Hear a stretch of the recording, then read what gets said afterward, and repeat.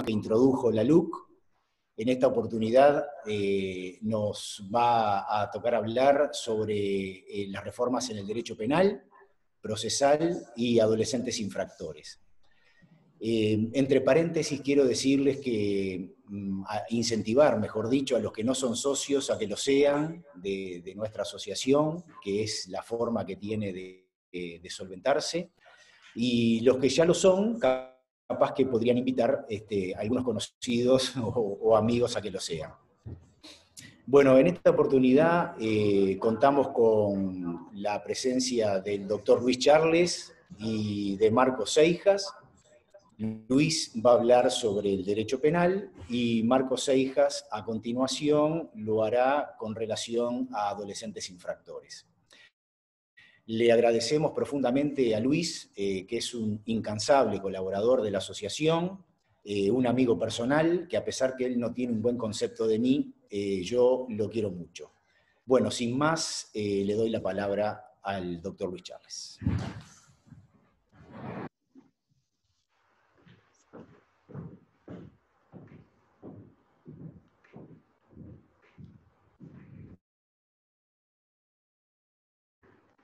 Buenos días, es un auténtico placer, un auténtico honor estar para mí acá hoy con ustedes. Y destaco las palabras de placer y honor porque, como sabrán, hay placeres que no son honoríficos y honores que no son placenteros. Pero estar acá en esta actividad con ustedes reúne la doble condición de placer y de honor. Me toca aclarar que el concepto malo que tengo así de Meseres es porque es un incumplidor. No sé, un partido muy importante de fútbol lo habíamos contratado de golero y no fue. Perdimos ese partido como 8-0, no por culpa del golero, porque el Padre jugaba muy bien, pero el golero, nada. Así que ustedes consigan para todo bárbaro, pero si lo deciden invitar a jugar al fútbol, por la policía, porque si no, lo pueden dejar en mal momento. Espero que todos se encuentren bien, muy fría, con salud y disfrutando de lo que puedan. Cuentan que un grupo de profetas convocó a Alejandro Magno. No te ilusiones, conserje, no son donas saladas. Vaya, el centro comercial tiene muchos... No cuenta.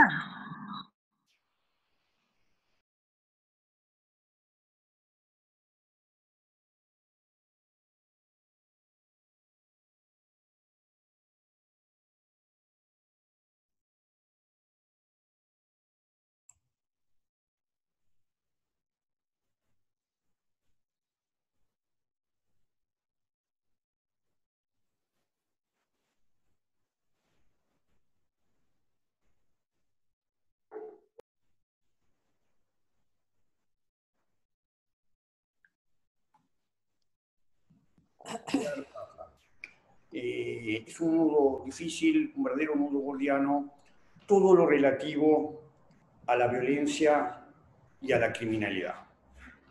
La violencia que se define como todo acto que guarda relación con el uso de la fuerza física, psicológica, contra personas, animales, cosas, en detrimento de la víctima.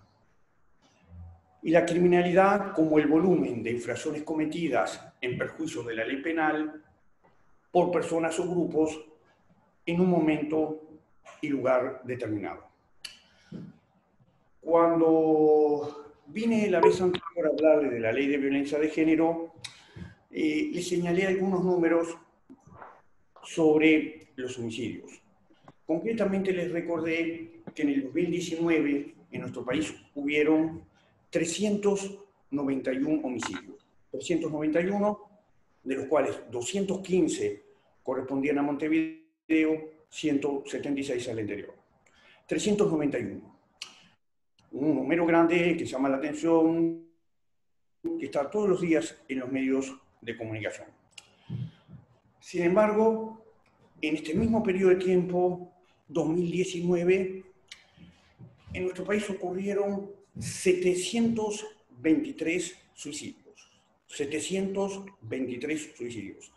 Prácticamente el doble de los homicidios. Más allá de si corresponde la mayoría a hombres y mujeres, que no es un dato quizás de mayor interés, o sí, 159 de esos suicidios correspondieron a personas menores de 29 años de edad. Es un tema del que poco se habla y menos se hace. Pero es también claramente una forma de violencia. Una forma de violencia que me hace acordar a algo que yo siempre narro, de que cuando la gallina pone un huevo, hace un escándalo, se entera todo el vecindario. En el mismo periodo de tiempo, las hormigas ponen cientos, pero en silencio. ¿Qué significa con esto? Que a veces pasa una cosa una vez, pero ocupa mucho el primer ámbito en la prensa, las primeras planas. Pero en el mismo periodo de tiempo, en silencio, pasan muchas otras, como por ejemplo esto del tema de los suicidios, que es realmente un número que alarma y por el cual atraviesa la sociedad prácticamente el doble de los homicidios. Y por el que se hace muy poco o nada. El psicólogo estadounidense Abraham Maslow decía que cuando todo lo que tienes es un martillo, todo problema empieza a verse como un clavo. Y lamentablemente hoy muchas personas solo tienen un martillo y lo usan. Y como sociedad hemos reaccionado cediendo la intimidad como un tributo al Dios de la seguridad. Y este Dios muchas veces no escucha. Por supuesto que todo lo que voy a hablar de la ley son opiniones estrictamente personales en este ámbito académico y que son elaboradas exclusivamente desde el punto de vista jurídico, nada más ni nada menos. La ley tiene 6 grandes ejes temáticos, por lo menos de acuerdo a mi opinión personal, en todo el tema penal. Esos 6 grandes ejes temáticos podrían ser resumidos en el proceso, una enorme cantidad de normas procesales, podríamos decir un nuevo código,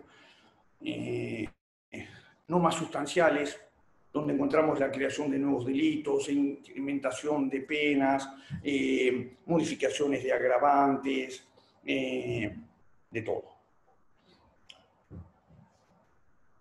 Una piedra angular que ha estado en todos los medios de comunicación, que refiere a la causal de justificación, la legítima defensa. Un cuarto eje que serían las técnicas especiales de investigación, que se extienden determinadas técnicas de investigación de los delitos van reservados para los delitos del crimen organizado a los delitos comunes. Un quinto que refiere al lavado de activos, con incidencia, con todo lo que eso implica en materia penal. Y un gran sexto eje que es lo que se denomina el régimen de gestión de las personas privadas de libertad. O sea, el nombre de régimen de gestión parece más algo comercial, societario, que una cosa penal. Pero bueno, así está denominado la ley, el régimen de gestión de las personas privadas de libertad. 6 grandes ejes. No tengan duda que cualquiera de esos ejes me podría llevar la mañana entera desarrollados. Y eso hace una decisión muy difícil de cuál de todos esos iba a hablar. Pero he negociado acá con la organización la recontratación para otras charlas. No sé si eso se va a configurar o no, porque son medios incumplidores, sobre todo el presidente, pero bueno, yo ya traje a mi Paco Casal para que haga los contratos y me represente y eso, y veremos si el contrato sale o no. Pero he tenido que tomar ciertas decisiones sobre qué les iba a hablar, porque si no, esto se va varios días. Y tengo conciencia que estoy ante una actividad abierta, pero fundamentalmente dirigida a gente del ámbito de la familia.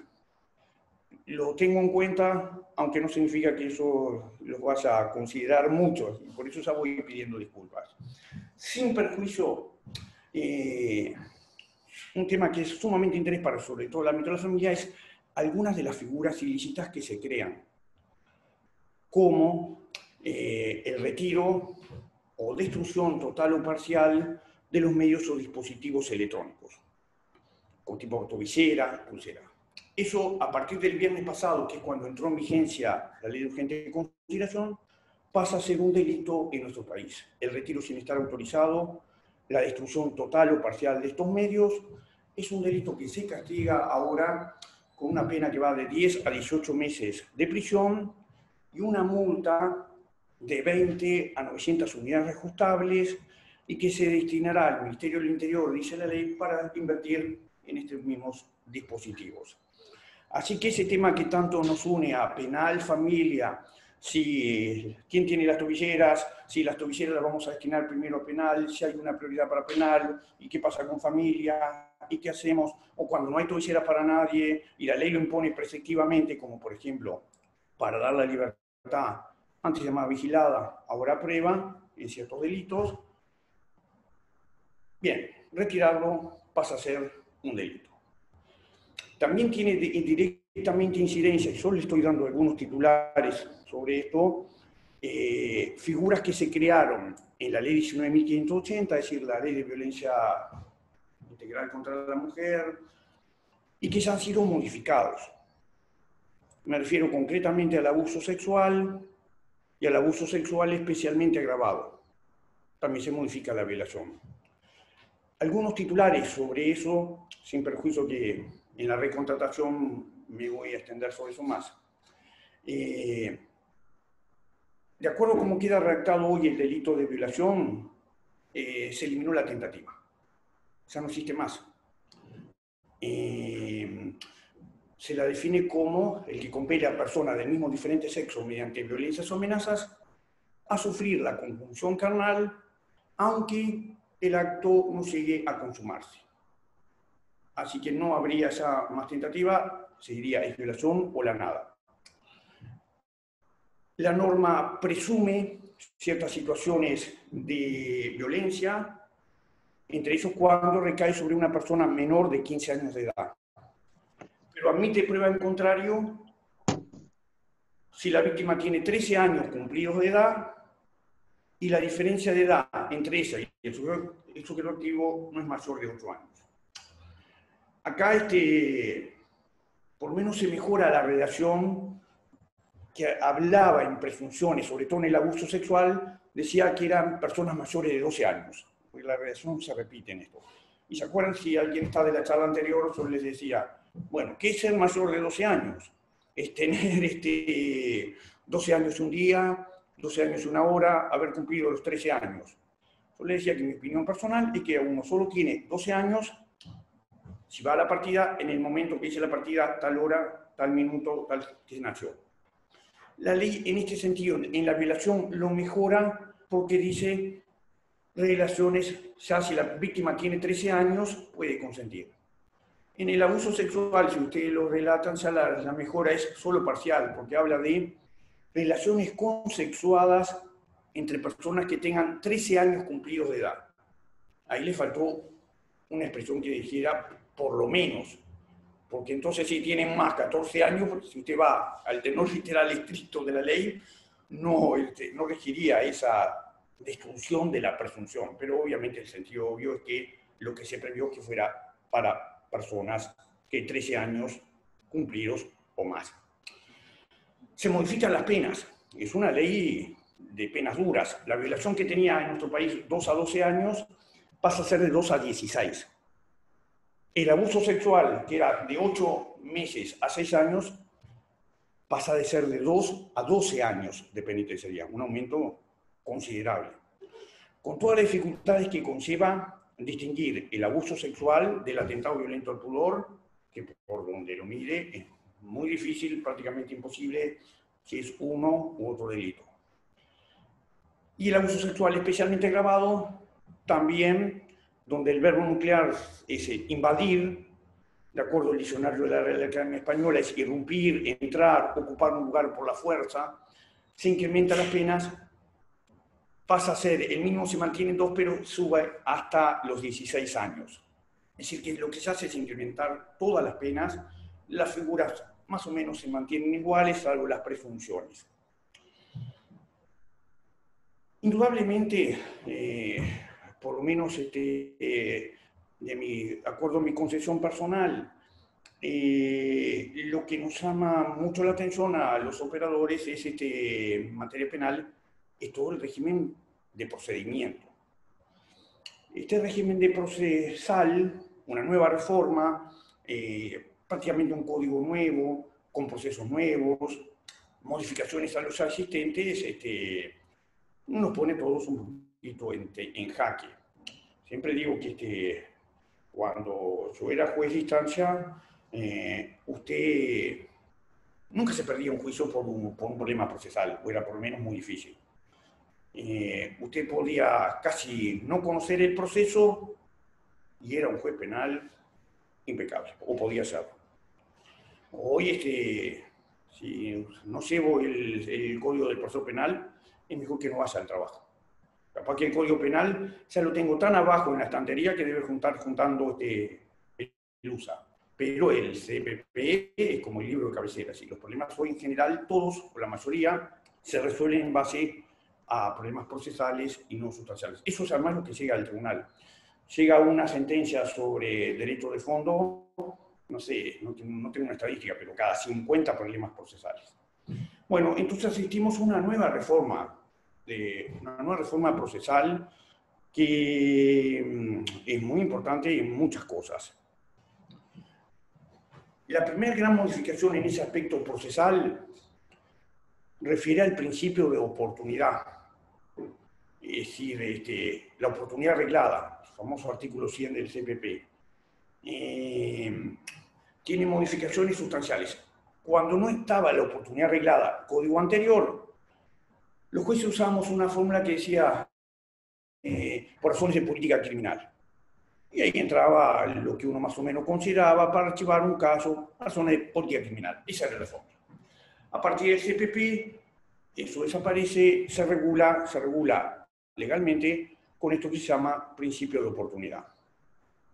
Y tiene cambios muy importantes este principio de oportunidad para todos. Se mantiene que el Ministerio Público podrá no iniciar una persecución penal o abandonarla ya iniciada en 3 grandes hipótesis, que son: la primera, se trata de hechos de escasa entidad que no comprometan gravemente el interés público. ¿Y cómo se los aclara? Cuando la pena de privación de libertad no supere 1 año. Antes decía 2 años, así que lo que hace la LUC es rebajar el plazo de 2 años a 1. Así que la pena mínima del delito para ir a eso no puede superar el año. Y esta misma hipótesis, que no han sido cometidos por funcionarios públicos en cumplimiento de sus funciones. Caso típico, extremo, por supuesto, voy a un supermercado y me llevo unos bombones o algo que está ahí, me lo meto en la ropa. Cuando la pena mínima sería un hurto tentado, si me agarran ahí en la caja, como la pena mínima es 3, puedo ir a este principio de oportunidad, así de fiscal. Bueno, el supermercado no va a entrar en quiebra, no va a pedir un concordato, porque yo me estoy llevando unos garotos de ahí. Es una cosa menor, no lo voy a perseguir, no hay de interés. La segunda hipótesis del principio de oportunidad, que acá el cambio es que pasó de una pena mínima de 2 años, se redujo a 1 año en esta posibilidad. La segunda son delitos culposos, que dice la ley que se han provocado una grave aflicción, que puede ser considerado mayor, dice, a lo que resulta de la aplicación de una pena. Esto no cambió, es igual ahora que antes.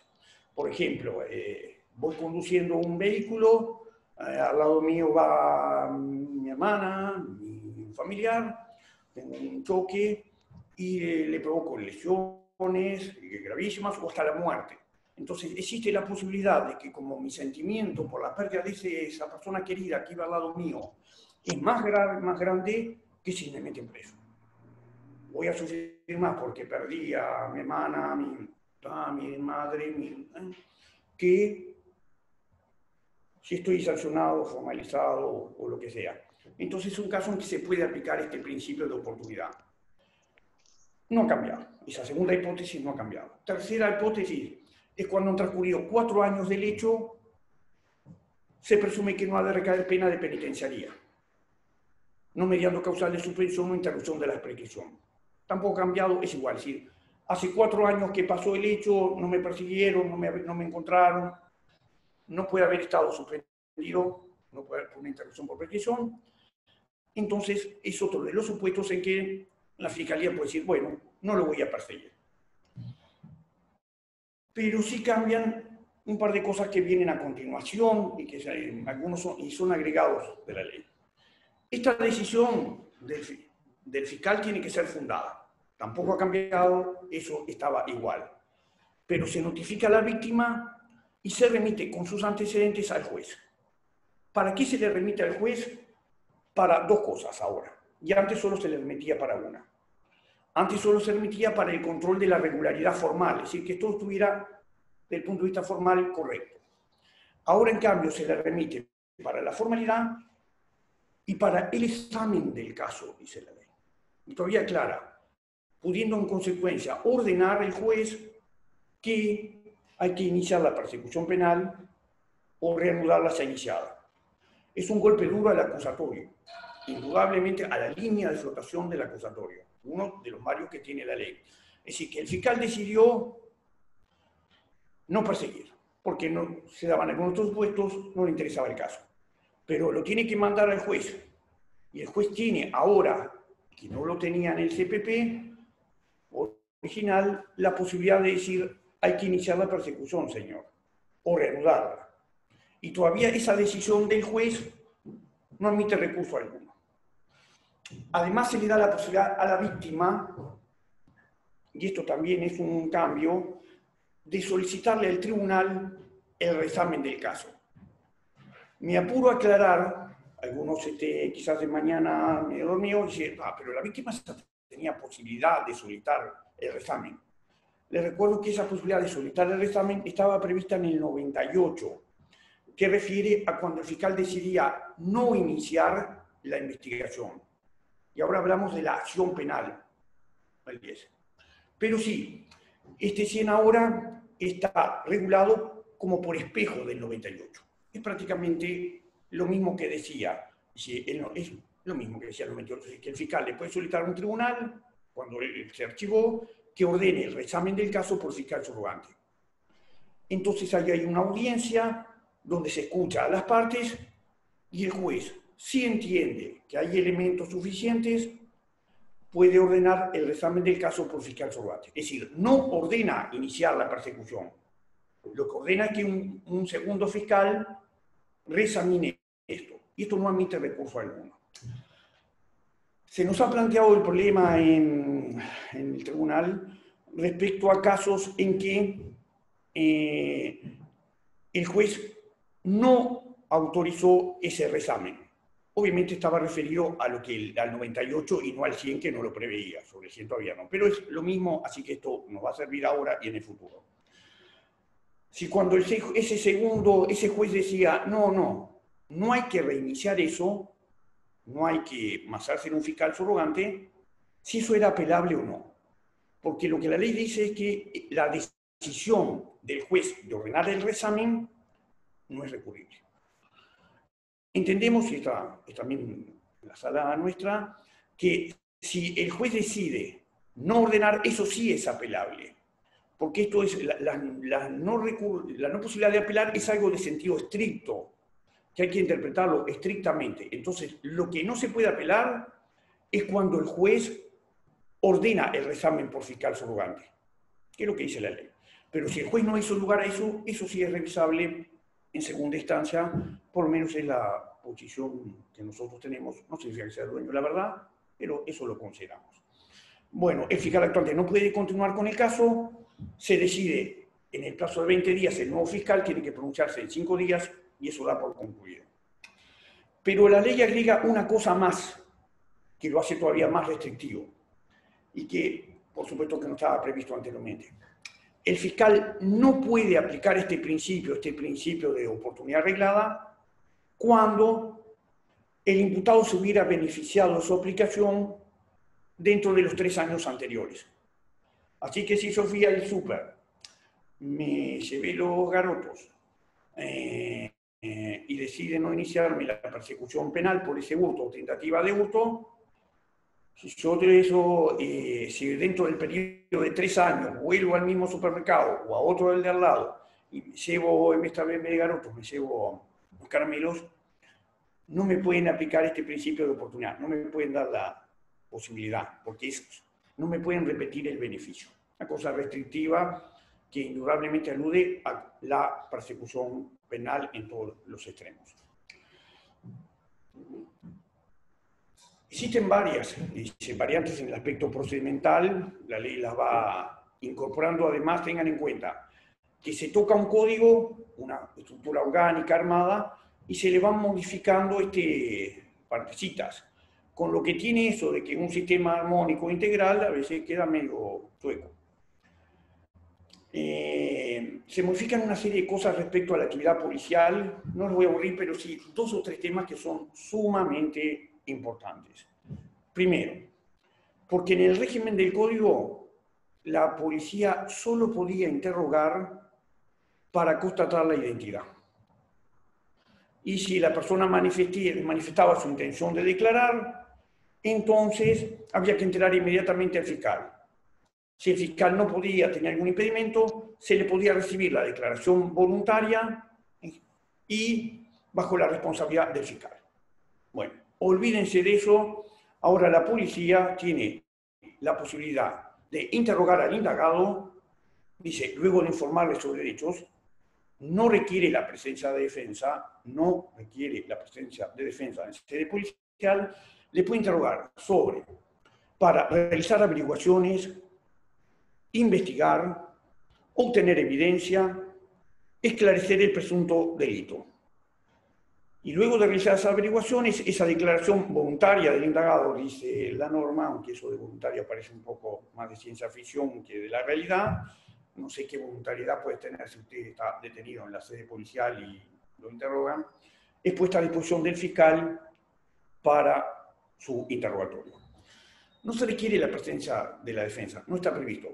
Si ustedes recuerdan, en algunas de las versiones originales del CPP decía la presencia de defensa en sede policial. Eso fue eliminado porque hubo un problema si los defensores iban a ir o no iban a ir a las seccionales policiales, desapareció y la LUC mantiene. No está previsto la defensa, pero se amplía enormemente. Pasamos de constatar la identidad a la incluso si el fiscal autorizaba una declaración voluntaria, aunque ahora se realizan averiguaciones, investigar, obtener evidencia, todo. Es decir, el CPP del 80. Indudablemente es un regreso al CPP del 80, en este punto de vista. Se prevé también que enterada de una denuncia o de un hecho con apariencia delictiva, la autoridad administrativa, es decir, la policía, tiene la obligación de enterar al fiscal, de acuerdo a la gravedad, en el término de 4 horas. El CPP original no preveía plazo. En una de las reformas se había dicho que lo tenía que hacer inmediatamente, de acuerdo a la gravedad, ¿no? Pero inmediatamente, y ahora se define que es inmediato. Dice el término máximo de 4 horas. 4 horas tienen que llamar al fiscal de noche y enterarlo, dice, de la situación que está pasando, si es grave. Pero eso no le impide cumplir con las diligencias del caso. También se prevé que el tema famoso de las instrucciones generales de la Fiscalía, del Fiscal General de la Nación hacia los fiscales. Esto está regulado. Muchas veces vemos en el trabajo que los fiscales nos citan instrucciones generales como fundamento de sus decisiones. Bueno, eso en realidad es una cosa interna, administrativa, pero tiene poco como para fundamentar una decisión, por no decirle que no tiene nada, no tiene nada. Lo que se dice ahora, y eso sí es importante más que para nosotros, obviamente para los fiscales, que estas situaciones generales no pueden afectar ni menoscabar la independencia técnica de los fiscales. Bien. Varias modificaciones más. El proceso abreviado, la estrella del CPP. Estamos hablando de que entre 98 y 99% de los casos hoy están siendo al proceso abreviado. 1, 2% van al juicio. Se lo modifica, pero la modificación es en realidad más de apariencia que de realidad, por lo menos en alguno de los supuestos. ¿En qué es más de apariencia? En respecto a la procedibilidad, porque se dice que procede respecto de hechos constitutivos de delito cuyo tipo básico se castiga con una pena mínima que no supere los 4 años de privación de libertad o una pena de otra naturaleza, cualquiera sea su entidad. Y anteriormente se hablaba en cambio de 6 años como pena mínima. Esto fue fruto de una negociación. El proyecto original de LUC hablaba de 3 años, con lo que eso sí implicaba cambios verdaderos en los que podía ir, porque por ejemplo yo no podía ir en materia de rapiña, que tiene, les recuerdo, un mínimo de 4 años la rapiña simple y si hay alguna agravante, 5 años y 4 meses. ¿Cómo se negocia? Se negocia en esto, se llega a los 4 años para incluir obviamente las rapiñas. ¿Por qué?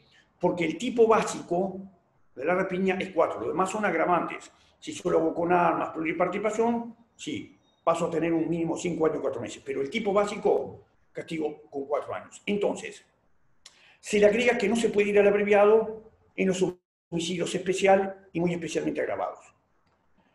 En realidad, tanto en la versión anterior como a partir de ahora de la LUC, a lo único que no se puede ir al proceso abreviado son los homicidios especial, muy especialmente agravado, y el copamiento. En todo lo demás, no hay variantes, se puede ir al abreviado por este tema de procedibilidad. El tema no está ahí, en realidad lo que sucede que muchas veces pasa, y eso está habilitado por una instrucción general, que se negocia la calificación jurídica. Entonces, hecho que serían otro tipo de delitos, y se ven en los relatos, porque la señora ha sido encerrada y atada, y termina negociado en una rapiña, entonces se va. Eso, así que, respecto a los casos en que procede, no hay variación en la ley, más allá de esa variación formal que dice que la pena es, en vez de 6 años, dice ahora es el tipo básico mínimo, no puede superar los 4 años, pero de hecho no tiene diferencia. Y un tema que no es menor, una pena de otra naturaleza, cualquiera sea su entidad. Personalmente, esto no está previsto en la ley. Creo que hay ciertos delitos como lavado de activos, por ejemplo, que no debería irse al proceso abreviado, se permite ir por el tipo de pena, en cuanto implica llevar al mercado luego cosas que están sancionadas, que son producto ilícito. Vino una vez un señor de Estados Unidos, negociando, un fiscal, muy feliz porque habían hecho un acuerdo, un marco, un proceso abreviado, donde la persona entregaba, no sé si eran 10 millones de dólares, iba 3 o 4 años preso y el Estado renunciaba a la persecución penal por cualquier otra cosa. Realmente no conozco mejor forma de lavar activos que si yo voy, entrego parte en 5 o 6 millones de dólares, voy un tiempo preso, pero el Estado ya no me persigue por lo demás. Entonces, todo lo demás viene de origen ilícito o ilícito que yo haya obtenido, los tengo no lavados, los tengo lavado, planchado y doblados y guardados en el mejor lugar del placar. Bueno, esto me parece que merecería que ciertos delitos que tienen una parte de una sanción adicional de decomiso no deberían ir. Pero no es lo que dice la ley, no es lo que dice la ley. No varía tampoco en cuanto a que el acuerdo con un imputado no puede utilizarse en perjuicio de los demás. Se no ha planteado el problema en el tribunal, esto ha sido objeto de apelación en algún caso. Respecto a si hay varios imputados. Y uno, por ejemplo, llegó al acuerdo y 2 no. Ese acuerdo, dice la ley, no puede utilizarse en perjuicio de los demás. Perfecto. ¿Puedo llevar yo fiscal a esas dos personas, a esa persona que acordó, como un testigo para declarar en el juicio oral de los que no fueron al acuerdo? Les repito, la ley dice que el acuerdo con un imputado no puede utilizarse como prueba en perjuicio de los demás. Ahora bien, no el acuerdo, las declaraciones del que acordó, ¿lo puedo citar de testigo? Es un tema opinable, admito todo ahí, me hubiera gustado tener un intercambio con ustedes sobre el punto, pero acá estoy como hablando solo así a la pared, así que les hablo y me contesto. Personalmente yo entiendo que sí, que una cosa es el acuerdo que yo haga con el fiscal y otra cosa el testimonio. Testimonio en el juicio no tiene ni siquiera por qué darse los mismos términos que el acuerdo. Yo puedo ir y declarar de forma diferente, pero es opinable. Lo que sí es una modificación importante en el abreviado es que esa negociación que tengo, porque esto del abreviado no es gratuito, es decir, voy al abreviado porque tú acepto los hechos porque tú me das algo. ¿Qué me das? Me das un rebajar de la pena, que puede llegar hasta la tercera parte. Hubo un gran problema al comienzo del CPP si esto podía ir por debajo del mínimo legal previsto para el delito.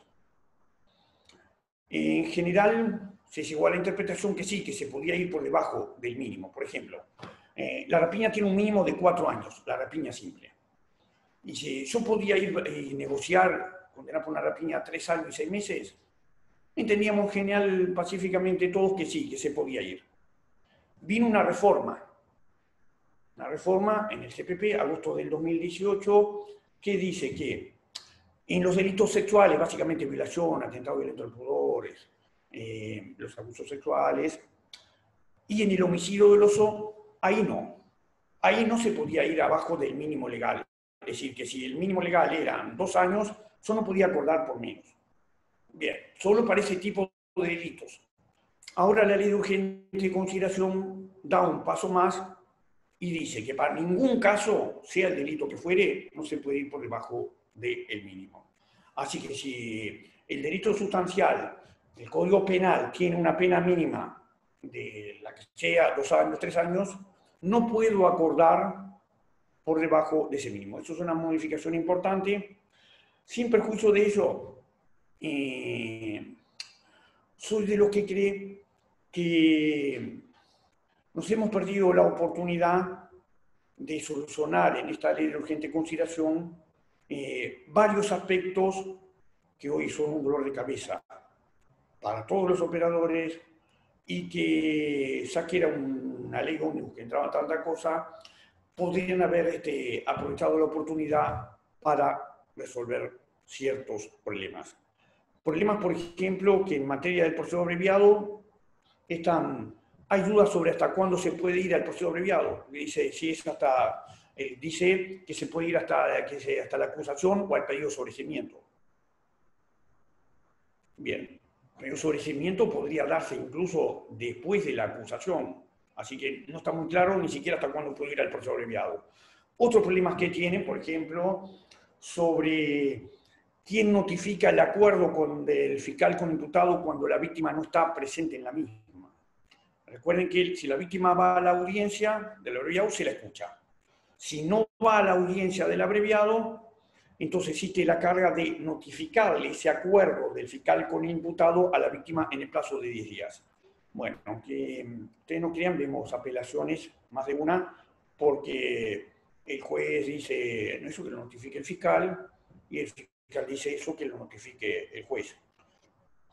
Mi posición personal sobre el punto es que le corresponde la notificación a la fiscalía. ¿Por qué? Porque esta norma vendría, en mi opinión, a ser una especificidad de la generalidad que son las obligaciones que tiene el fiscal respecto a víctimas. Y que entre esas obligaciones, que están por ejemplo por el 48 y pico, está informarle sobre el curso, resultado del proceso, sus derechos, actividades que pueden realizar para mejorar. Pero no me voy a extender. También perdimos oportunidad de solucionar otros problemas que son quizás mayores. Hoy no sabemos, o por lo menos hay distintas opiniones, de cuál es el plazo para acusar. ¿Ustedes no saben el plazo para acusar? Sí, lamentablemente tenemos opiniones diferentes sobre cuál es el plazo para acusar y qué pasa. Recuerden que el 265 dice que la investigación preliminar dura como máximo 1 año a contar de la investigación y que excepcionalmente en casos justificados el fiscal le puede pedir una prórroga al juez. Pero ¿qué pasa si el fiscal no acusa en ese año y no pidió la prórroga? Y acá hay 4 posiciones. Hay quien dice que eso caducó, hay quien dice que es perención, hay quien dice que es sobreseimiento y se terminó la cosa, hay quien dice que el artículo 47 se mantiene vigente y pasa al fiscal subrogante. Esta es mi posición personal. Yo entiendo que el 47 hoy está vigente, algunos dicen que quedó vacío de contenido, pero que pasa al fiscal subrogante. Otra posición que está también por ahí, que la escuché, la vi por escrito en un fiscal, que dicen que lo que se le vence es el plazo para la investigación cuando transcurrió el año, pero que a partir de ese momento tiene 30 días más para actuar por igualdad de partes, porque la defensa tiene 30 días para contestar. Como verán, están todas las opiniones, solo que en nuestro código CPP, ni el original ni ahora lo que le contesto a eso es que en ningún lado prevé que la defensa conteste la acusación. El ordenamiento procesal nuestro no prevé una contestación de la acusación. Lo que prevé es que de la acusación se le dé traslado para que ofrezca los medios de prueba que se propone producir, pero no para la contestación. Bueno, tenemos problema con eso. Un problema que teníamos también, y se perdió una oportunidad de solucionarlo, es cuando la víctima ofrece la prueba. Hasta ahora, hasta el viernes, teníamos la posibilidad de la audiencia de control de acusación. ¿Por qué? Porque ahí decía que las partes ofrecerán. Más allá de alguna discrepancia, incluso la Corte llegó a sacar una sentencia que dice que esa era una oportunidad válida para ofrecer prueba. Ahora eso se elimina porque la palabrita ofrezcan acaba de ser sustituida por enuncien. Así que en la audiencia de control de acusación ya no se va a poder ofrecer prueba. Las únicas posibilidades son en la acusación y en la contestación. Y como la víctima ni acusa ni contesta, realmente es un agujero negro saber cuándo la víctima podrá ofrecer su prueba. Una de las cosas sagradas que fue vendida al código diciendo que, bueno, ahora sí la víctima a todos los derechos, bueno, no sé cuándo la víctima puede ofrecer prueba, no se me ocurre. No hemos perdido una oportunidad también de resolver el tema que hay con los delitos cometidos a través de los medios de comunicación. Hay 4 tribunales penales, 2 sostenemos una cosa y 2 sostenemos la otra, así que según donde vayas te va a pasar. En donde yo me desempeño, sostenemos que la 16.091 está derogada, que el CPP es un régimen general, un proceso general, que deroga todo otro proceso que se le oponga. Tanto deroga todo otro proceso que se le oponga, que el 402 deja a salvo el proceso de las faltas. Es decir, que todo lo que derogó todo, salvo lo que expresamente dijo que no, dijo que para las faltas se mantenía el proceso anterior. En cambio, otros 2 tribunales dicen que por especificidad la 16.099 tiene vigencia, que es un proceso diferente, incluso el único caso, les recuerdo, de querella privada en nuestro ordenamiento jurídico. Porque si el fiscal no acusaba, se le abría al denunciante la posibilidad por 48 horas de ejercer una acción privada, una demanda privada, una acusación, entre comillas, privada.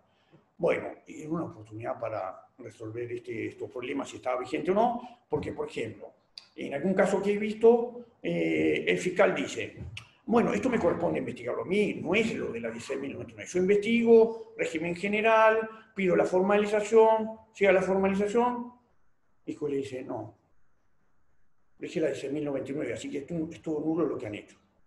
Y al revés, en otros casos que han ido por la 16.099, en mi tribunal le decimos, no, eso es nulo, tiene que ir por el código. Bueno, son posibilidades que se han perdido. Más modificaciones de procedimiento. La gran creación que se llama proceso simplificado.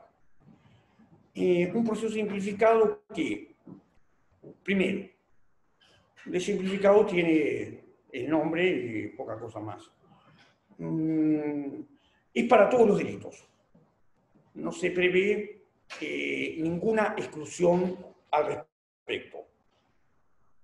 No tiene ningún beneficio primario, no es como en el abreviado. Sobre el abreviado, ¿qué te ofrezco? ¿Con qué te engancho a vos imputado? Te engancho con ofrecerte la reducción de la pena en un tercio. Tú aceptas los hechos, pero yo te ofrezco esto.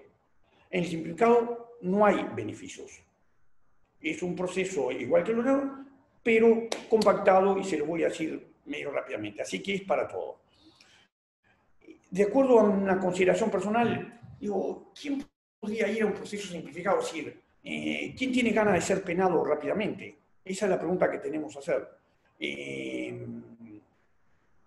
Y bueno, podría ser que se diera cuando hay un acuerdo previo de que el imputado acepta los hechos. Y entonces el fiscal pide, porque si no la prueba es muy rápida, con mucha inmediación, mucha concentración, y ni siquiera creo que a la fiscalía le convenga esto del proceso investigado. Se los cuento rápidamente, no aburrirlos mucho, lo pueden leer, pero 2 o 3 temas que me parecen interesantes.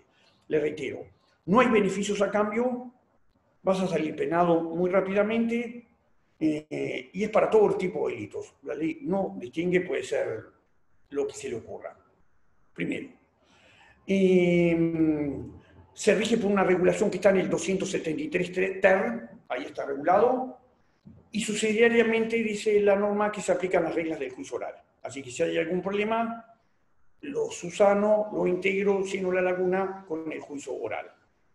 El fiscal, la solicitud le corresponde al fiscal, lo puede hacer a partir de la formalización y hasta el vencimiento del plazo del 265, eso que yo le hablaba, que la investigación preliminar dura como máximo 1 año. Hasta ahí, vencimiento. Es una solicitud que hay que hacerla en audiencia, el fiscal la tiene que hacer en audiencia, y el juez escucha a la defensa, resuelve si lo admite o no lo admite. Hay un caso que es preceptivo para el juez, que ya no entra en esa, llamémosle, discrecionalidad ante comisa, decir, lo resuelvo, lo admito, no lo admito. Discrecionalidad en sentido no estricto, quiero decir. Y es que cuando el fiscal anuncia que no ha de requerir una pena superior a 3 años de penitenciaría para ninguno de los imputados, ahí es de pleno derecho, ahí se decreta y hay que convocar audiencia. Así que si el fiscal hace ese anuncio previo y pide el simplificado, hay que ir al proceso simplificado. Fuera de ese caso de pleno derecho de preceptividad, la resolución del juez disponiendo o denegando, dice la norma, se reputa incluida en el 365 del CPP. Es decir, esas que se interponen y sustancian en audiencia, hay que hacer los argumentos ahí oral, que en el tribunal queremos mucho porque tenemos 15 días exclusivos para resolverlos, así que corremos y corremos para poderla sacar en plazo de esos 15 días. Hay una vía también, el simplificado también puede ser en determinadas hipótesis subsidiario del abreviado. ¿Cómo es subsidiario del abreviado? Si el juez entiende que el acuerdo no es ajustado a derecho, el acuerdo que hizo fiscal con el imputado, puede pedir información complementaria al fiscal. El fiscal se la proporciona en base a la carpeta.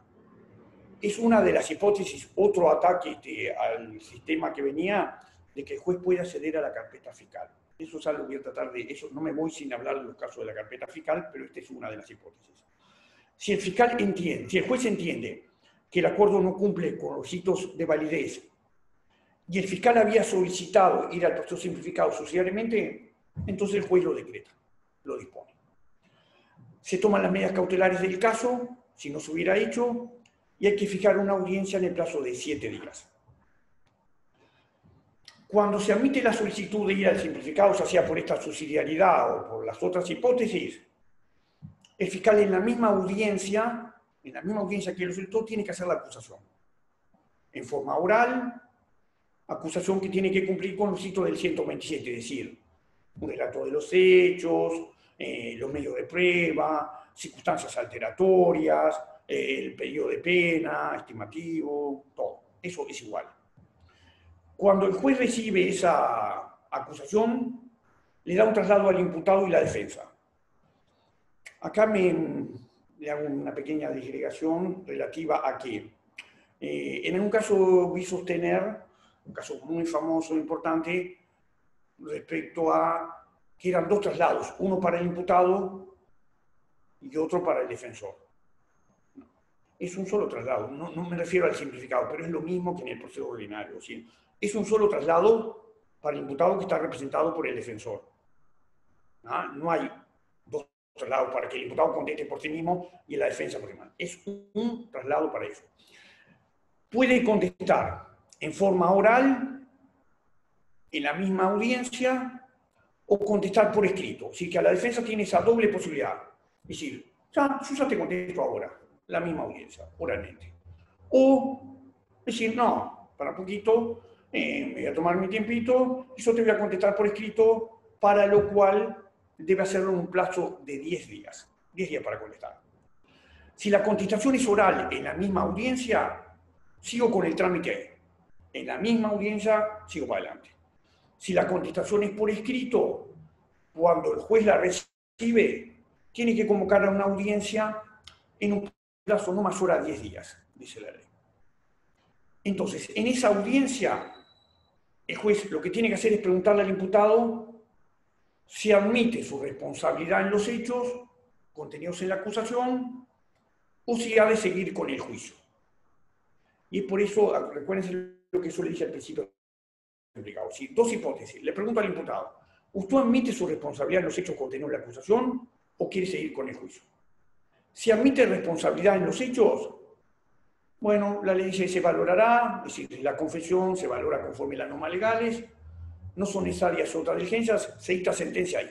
Terminó ahí con la sentencia.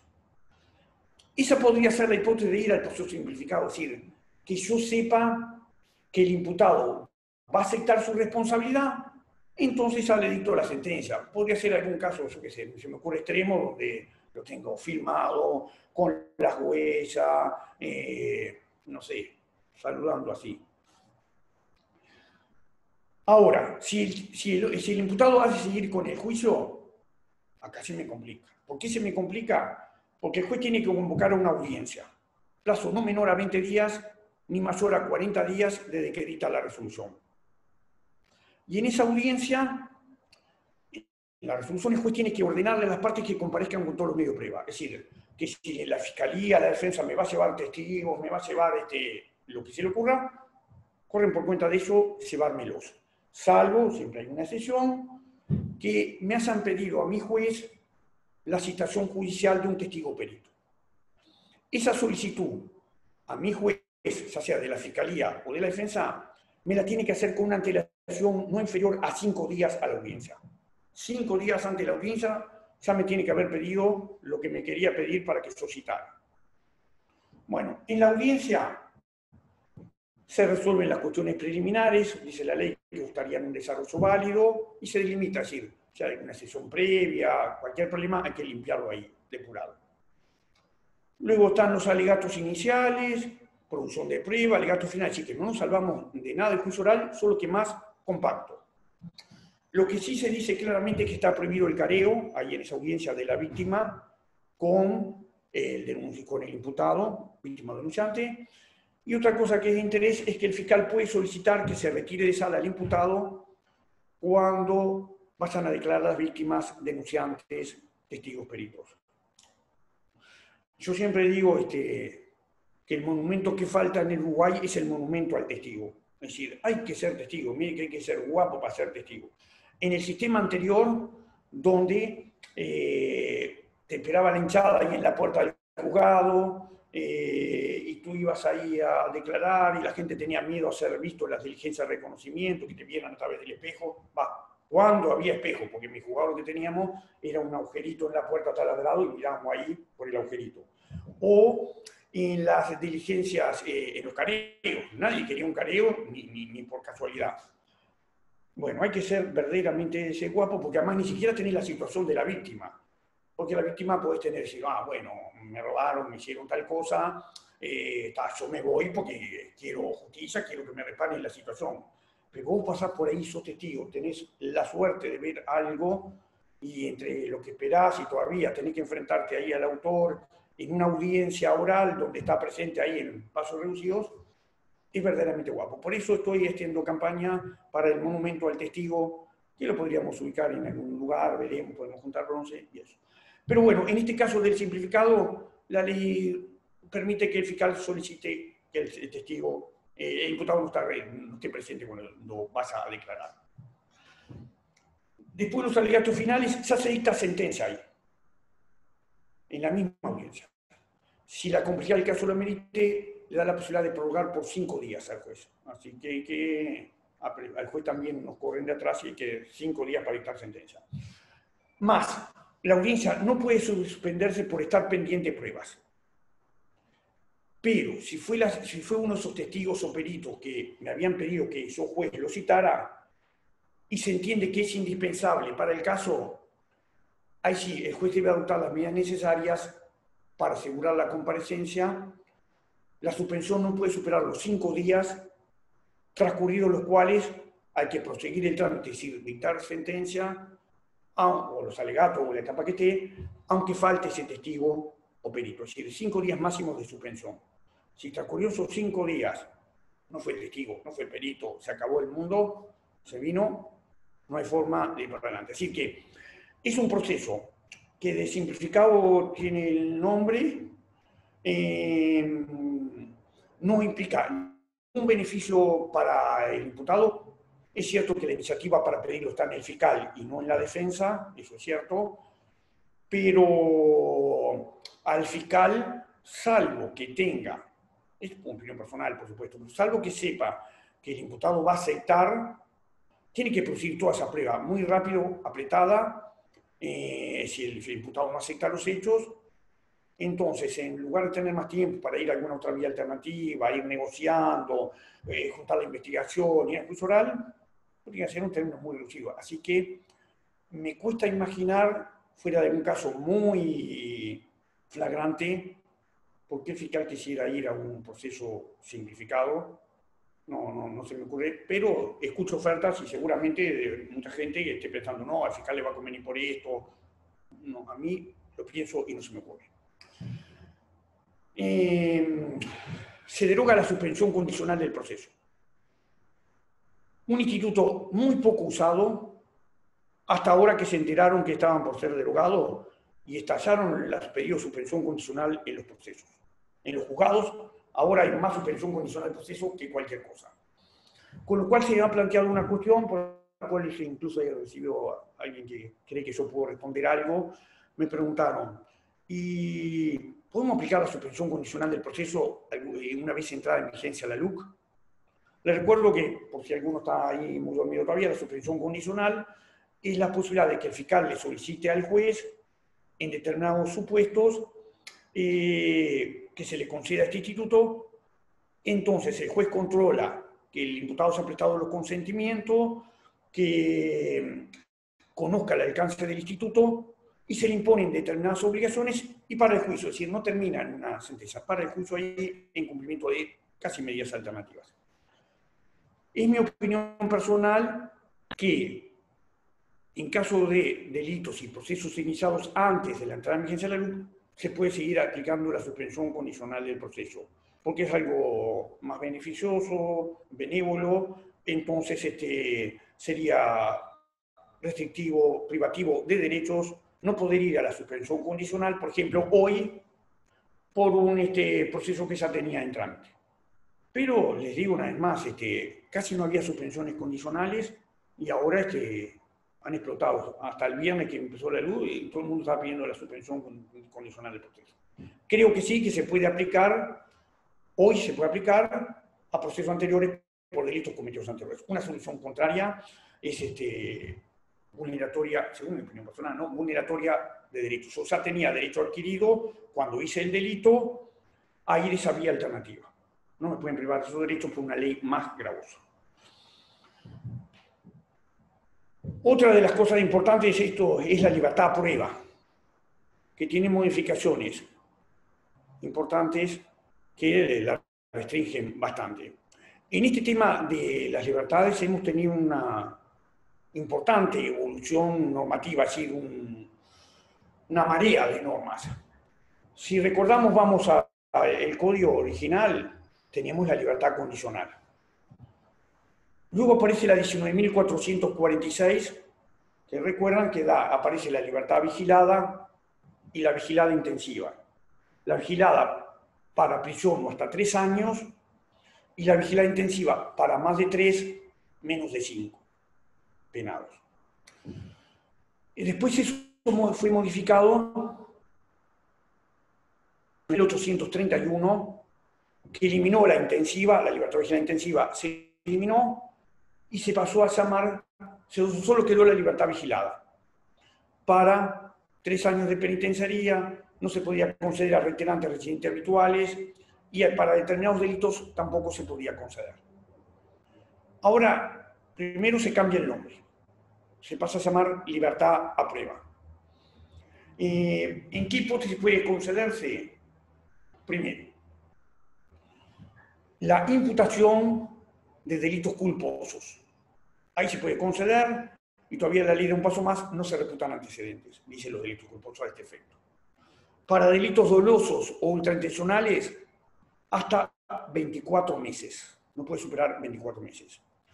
Sin perjuicio no se puede conceder a reiterantes, reincidentes habituales y no se puede conceder a determinados delitos. Básicamente son los mismos que venían de la 19.831, pero con un agregado que por lo menos es llamativo. Los delitos por los cuales no se podía conceder antes y no se puede conceder ahora son rapiña, rapiña con privación de libertad, extorsión, secuestro, el homicidio doloso o agravantes, los delitos previstos en el artículo 30-36 del decreto ley 14.224, y todos los delitos de pacientes, crímenes y delitos de lesa humanidad, los delitos del artículo 77-81 de la 18.250 y el 8 de la 19.247, es decir, el tráfico de armas. ¿Qué se le agrega llamativamente? Usted ve todos esos delitos, impresiona, ¿no? Porque venimos de los crímenes y delitos de lesa humanidad, venimos de los delitos sexuales, copamiento, rapiña, todo eso se le agrega el abigeato. No se puede ir el abigeato. Así que si usted se robó una oveja por ahí, no tiene derecho a la libertad a prueba.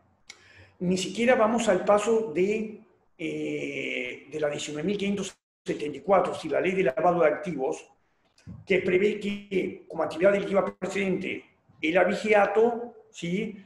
Pero cuando sea cometido por un grupo delictivo organizado. ¿Ah? Esto no, es el abigeato en todas sus manifestaciones, el ejemplo típico. Así que no puedo ir a la libertad a prueba si me llevé la oveja. No se puede, estos delitos pueden ser consumados o tentados, cualquiera sea el grado de participación del penado. No puedo ir, no puedo ir.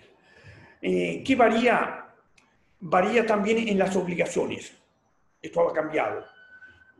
Las 3 básicas se mantienen, es decir, residir en un lugar determinado, someterse a la vigilancia y orientación permanente de la OSLA, ir una vez a la semana a la seccional policial de domicilio, se mantiene.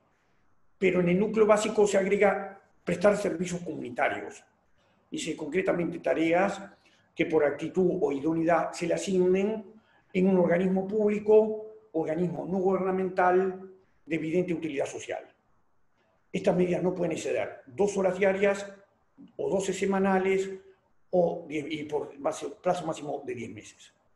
También hay otras medidas que el tribunal puede aplicar de acuerdo al caso, que son no acudir a determinados sitios, si tiene consumo problemático de alcohol o otras drogas, asistir a institución de rehabilitación, no acercarse a la víctima, familiares, testigos, mantenerse en el domicilio, ejercer profesión, oficio, arte, empleo, cumplir con programas de formación laboral, no conducir vehículos. Esto estaba todo igual. ¿Qué agrega porque ya venía de las leyes anteriores, de la 19.446 y sobre todo de la 19.831. ¿Qué agrega ahora? Restituir la situación jurídica anterior. Es decir, que el juez puede imponer volver al estado anterior. Bueno, obviamente esto es para delitos patrimoniales o más o menos similares, porque si es una lesión no está difícil hacer restituir el estado. Pero si me robó, no sé quién me afectó, entre las medidas puede ponerle eso, es decir, restituir la situación jurídica anterior. Acá no tengo que decirle, especialmente a los que son judiciales, que el problema está en los informes muy atrasados que se reciben de la OSLA. Eso es un serio problema. Se mantiene el plazo de 20 días que tiene la OSLA y muchas veces incluso me ha comentado alguna colega que he visto que ahí aparece en la pantalla, en los nombrecitos, que algún nombre aparece, es que el problema es que la OSLA te informa, por ejemplo, incumplimientos cuando ya se te extinguió la pena. Entonces te dicen, por ejemplo, no fue no se presentó en la seccional policial y vos estabas sometido a libertad vigilada, ahora se llama libertad a prueba, dice por 20 meses, y el informe viene cuando ya pasaron a los 21 meses. Y ahí tenemos un problema, porque a veces ni siquiera es un incumplimiento permanente, es decir, algunas veces que no fue. Entonces se llama un lío gordiano respecto a determinar si como ya pasó el periodo, yo extingo el delito por el cumplimiento de la pena. Recuerden que la libertad prueba, como lo era la libertad vigilada, es una forma de cumplir la pena privativa de libertad, así que es una pena privativa de libertad, una forma de cumplimiento de la misma. Yo extingo el cumplimiento, voy para atrás y le digo, no, usted incumplió un día, se acuerda que el miércoles no fue, es un problema. También se nos plantea, para ciertos casos es preceptivo la tobillera, es decir, el dispositivo electrónico, violencia doméstica, violencia intrafamiliar, delitos sexuales, violencia de género, preceptivo. Y si la víctima debe portar dispositivo, hay que recabar su consentimiento. Problema interesante que se nos plantean todos estos temas de la libertad vigilada, ahora libertad prueba, pero que se nos va a seguir planteando, es doble.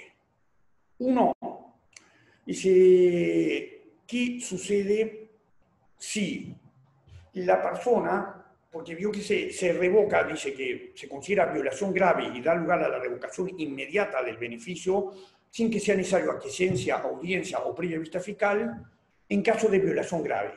Y se considera violación grave, dice, entre otras, la existencia de una formalización posterior. ¿Qué pasa si en vez de ser formalizado fue procesado por un delito que todavía quedan muchos y todavía están llegando a todos lados sobre el CPP viejo y es procesado? Bueno, hemos visto varios planteos de la defensa apelando esto, diciendo que una cosa es procesamiento, otra cosa es la formalización, y si la ley dice formalización, no me pueden revocar porque es procesamiento o cruzado, es decir, me formalizaron y era en vigencia la 19.446 que habla de procesamiento. Bueno, entiendo que más allá del nombre, eso implica la iniciación de un proceso, un sumario, así que sea formalización o sea procesamiento, es un caso de violación grave. Tanto es así que si ustedes van a la ley de urgente consideración, reflota nuevamente el término procesado. No habla de formalización en todo lo que refiere, por ejemplo, a salidas transitorias, a reliquidación de pena, a trabajo obligatorio, espero que me dé el tiempo para hablar de eso. Distingue entre penados y procesados. No utiliza la palabra formalización. Y otro problema que se nos ha planteado, que quizás le resulte de interés o no, es que pasa cuando se considera violación grave, entre otras, la existencia de una formalización posterior. Si a mí me formalizan después, cuando yo estaba en ese régimen de libertad a prueba, pero el delito lo había cometido antes. Espero que me sigan, es decir, por ejemplo, para poner un caso, yo el 1 de enero del 2020 cometo un delito, pero mi libertad a prueba, y no me procesaron, no me formalizaron, o como le quieran llamar. Mi libertad a prueba comenzó en mayo del 2020. El juez que siguió investigando la primera causa, en junio del 2020, me formaliza por lo que yo había hecho antes. ¿Corresponde revocar? No revocar. Tenemos alguna sentencia en el tribunal y lo que decimos es que la ley no habla de comisión del delito, ni cuándo queda ejecutoriado, ni sentencia. Habla de formalización posterior. Así que es indiferente cuándo lo cometió. La circunstancia es la formalización. El término de la ley no habla de comisión de delito, habla de cuándo me formalizan. Así que si me formalizan cuando yo estaba en vigencia de ese régimen de libertad a prueba, entendemos, con todas las opiniones en contrario que pueda haber, que sí es una violación grave. Una violación grave. Muchas más modificaciones. Como el tiempo ya es escaso y tengo que ir redondeando y me hacen señas de todos los colores acá, no puedo dejar de señalar un par de aspectos que son. Para el otorgamiento de salidas transitorias, prisión domiciliaria, es preceptivo a partir de la LUC dispositivos electrónicos tipo autovisera, pulsera o dispositivos similares. Preceptivo. Preceptivo también, eso es importante, se modifica la prisión preventiva. El artículo 224, en esto, se modifica que en caso de para la prisión preventiva el juez puede acceder a la carpeta fiscal. 224.1. Y en el 222, sí, que es una presunción del riesgo de fuga, ocultamiento, entorpecimiento de la investigación, presume, hay presunción. El código preveía dos condiciones: ser reiterante o reincidente y haber cometido una lista de delitos, que está violación, abuso sexual especialmente agravado, rapiña, acopamiento. Bueno, se elimina en la LUC la condición de reiterante o reincidente. Esa presunción está y obliga al fiscal a pedir la prisión preventiva. Con mucha sorpresa, hace no más de 2 días, escucho en un informativo central a alguien del sistema judicial diciendo que ahora en determinados delitos la prisión preventiva es preceptiva. Les juro que dejé de mirar la tele y estar comiendo a ver si yo me había comido algo. No, eso es un error técnico. Es una presunción que no vincula al juez, a lo que obliga al fiscal a pedir la prisión preventiva. Pero el juez puede apartarse de eso. No hay ningún delito en Uruguay donde la prisión preventiva sea preceptiva. Y si estoy equivocado, me encanta que me lo digan, porque yo la verdad que le he dado la vida para abajo a esta ley. Y lo que sí se elimina es la exigencia de reiterante o reincidente y se mantiene la misma presunción que estaba en el 224 original. Hay casos en que decía que el fiscal puede, nosotros jueces podemos acceder a la carpeta fiscal. El principio es que no. Otro golpe duro al sistema que venía porque vio que mostrar la carpeta fiscal era, no sé, algo sagrado. Es en el caso de las normas son 224.1, que es la prisión preventiva. Acá hay una cosa que es muy difícil de llevar a la práctica, que es esto. Para formalizar, yo juez no puedo acceder al legajo fiscal. Pero 10 minutos más tarde, en la misma audiencia, para ver si te pongo la medida cautelar de prisión preventiva, sí puedo acceder a la carpeta fiscal. Bueno, esto era para todo o para nada, esa es mi opinión personal. Si yo en ese momento de que ya te formalicé, quedé consentido, o me la impugnaron, o lo que sea, pasé esa etapa y en la misma audiencia te pongo la medida cautelar, ahí puedo ir a la carpeta fiscal para ver si tus evidencias son suficientes. Y yo digo, ¿y si de eso surge alguna cosa que me haga cambiar la opinión de la formalización y yo ni siquiera lo puedo usar? Porque si yo no podía ceder, no puedo usar. Es una cosa difícil de comprender, que 10 minutos más tarde puede acceder a la carpeta, que 10 minutos anterior no puede. Así que te formalizo sin ver la carpeta y para imponer las medidas cautelares tengo la posibilidad. No es preceptivo, la posibilidad de acceder. También en el proceso abreviado se puede acceder, en el proceso abreviado de adolescentes y en el proceso simplificado se puede acceder a la carpeta fiscal. Otro cambio re importante. Doctor, redondeando, porque tenemos que darle la palabra al doctor Marcos Seija. Me y lo vamos a venir otros días, porque sí, lo combinamos a venir otros días. Está buenísimo. Un placer estar siempre con ustedes. Como siempre les digo, y me gusta despedirme con una frase que muchos la han escuchado, que uno no se debe enamorar de las flores, porque cuando llega el otoño se secan, se queda sin nada. Uno debe enamorarse de las cosas verdaderamente importantes, de las raíces, porque eso trasciende y queda para siempre. En todos los órdenes de la vida hay que enamorarse de lo verdaderamente importante. Bueno, cuando me recontraten, vuelvo. Así que... Muchísimas gracias, doctor. Muchísimas gracias. Y ahora pasamos a escuchar al doctor Marcos Seijas. Muchísimas gracias.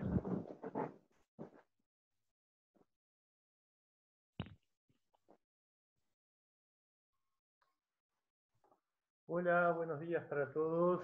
Bueno, muchas gracias a la asociación por darme la oportunidad. Muchas gracias al doctor Cavalli, que era en principio quien iba a dar esta charla. Pero bueno, me van a tener que aguantar un poco a mí. Bueno, como siempre, el doctor Charles, con esa claridad, yo pensé que era hasta y media, por eso cuando Lilian le dijo que ya estaba el tiempo, pero excelente la exposición y todas las dudas que planteó y que se nos plantean, tanto en el proceso de adultos como en el proceso de adolescentes. No es ninguna novedad que la LUC tiene bastante problemas de técnica legislativa y cómo llamamos a las cuestiones. Yo no sé, los que somos más viejos, ¿se acuerdan que Pérez Manrique cuando estaba en el TAF segundo siempre nos observaba si decíamos pena y teníamos que decir medida socioeducativa y todo eso? Bueno, el legislador todas esas cuestiones no las tuvo en cuenta, entonces habla de penas cuando en realidad está hablando de medidas socioeducativas, está hablando de delitos cuando en realidad habla de infracciones, etcétera, etcétera. O sea que lo mejor es no hacer caso mucho a las palabras, e ir siempre guiándose por el espíritu que regula cada uno de los procesos.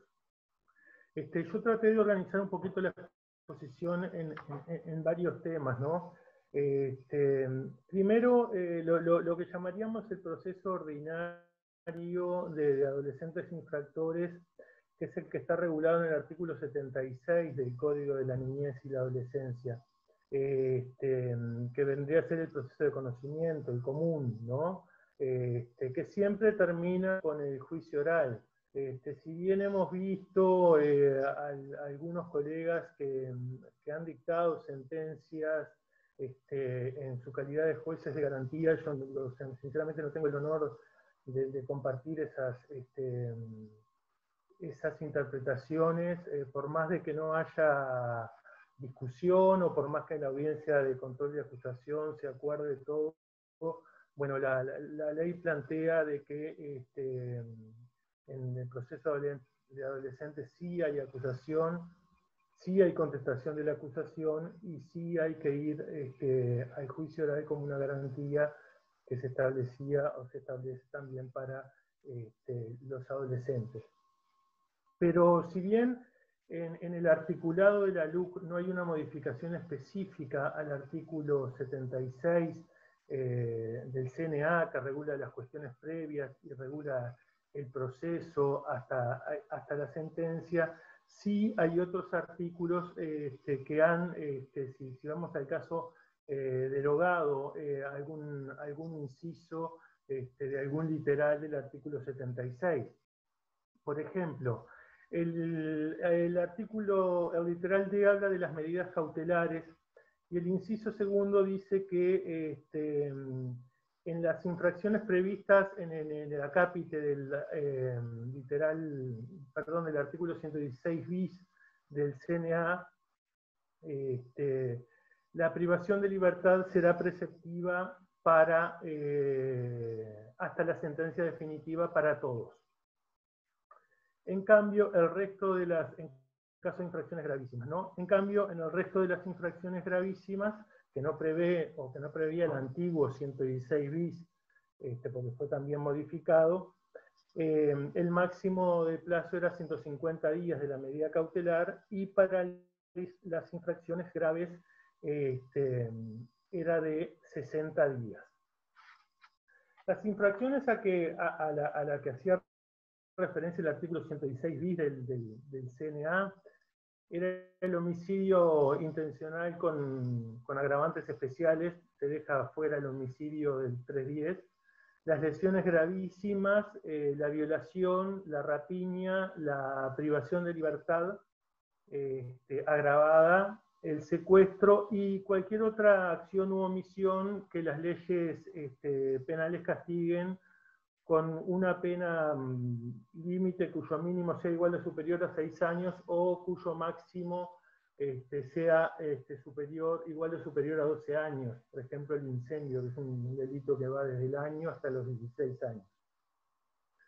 Sin embargo, la nueva redacción del artículo 116 bis del CNA aplica ese régimen especial para todas las infracciones gravísimas que prevé el artículo 72 del Código de la Niñez y la Adolescencia, o sea que incluye, además de las que nombré recién, la extorsión, el tráfico de estupefacientes previsto en los artículos 31 y 32 del Decreto Ley 14.294 y las modificativas, lo que incluye las modalidades de, por ejemplo, importación, exportación, introducción en tránsito, distribución, transporte, tenencia no para su consumo, depósito, almacenamiento, posesión, ofrecimiento en venta, negociación, organización o financiación de actividades delictivas, también la tentativa de homicidio especial y muy especialmente agravado, la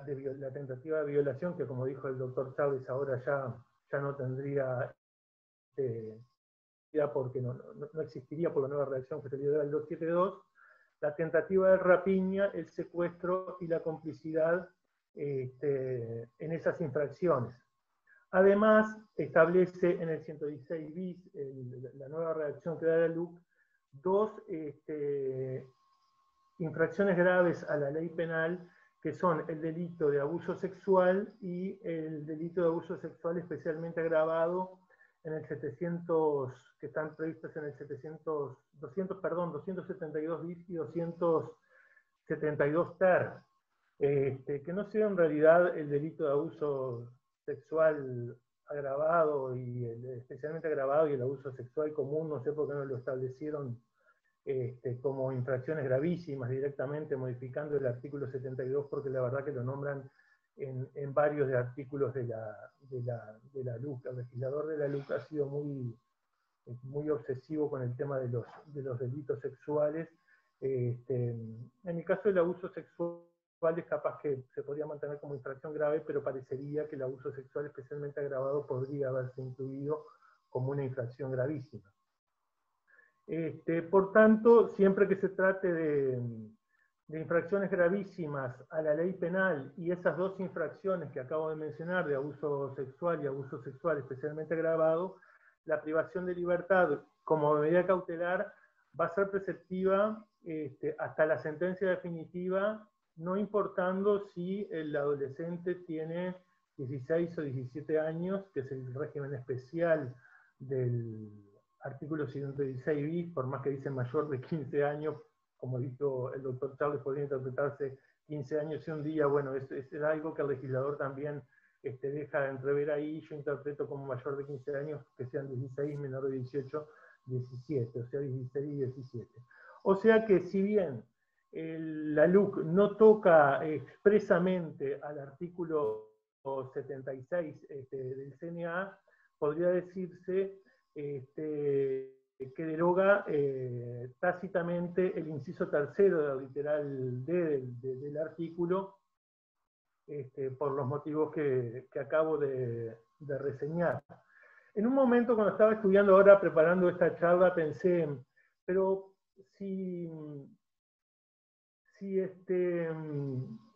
Si luego el literal A del 116 bis habla de la privación de libertad hasta por esas infracciones gravísimas hasta la sentencia definitiva, ¿por qué lo vuelve a reiterar? Bueno, creo que antes era lo mismo, también reiteraba determinadas infracciones gravísimas y luego decía que esas infracciones gravísimas, la privación de libertad era hasta la sentencia definitiva. Y ahora se comete el mismo error, o sea, es como una redundancia que estaba tanto en el artículo 76 como en el 116 bis.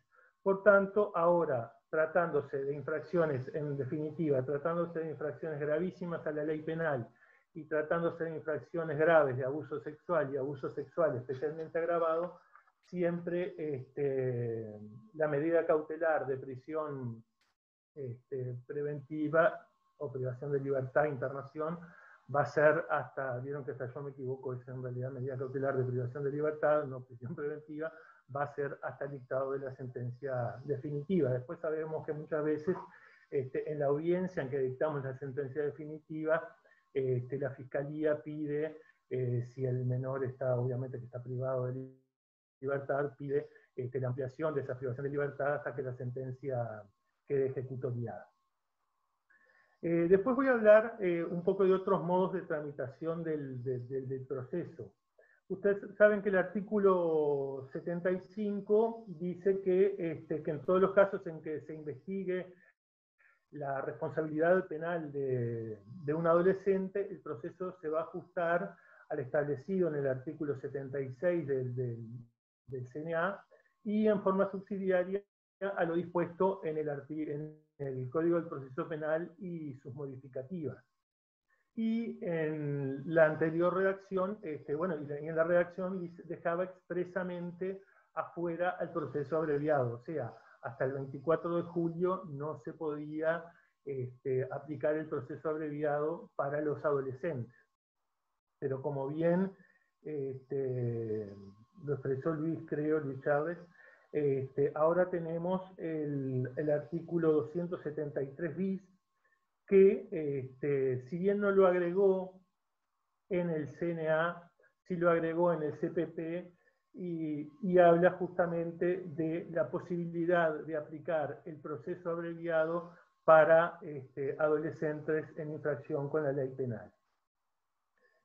O sea que ese proceso abreviado se rige, como ya lo explicó el doctor Charles, por lo dispuesto en los artículos 272 y 273 del Código del Proceso Penal, con las siguientes peculiaridades para los adolescentes. No se aplica a las infracciones gravísimas, o sea, las previstas en el artículo 72 del CNA. La Fiscalía y la Defensa velarán para que los adolescentes comprendan cabalmente de qué se trata el proceso abreviado.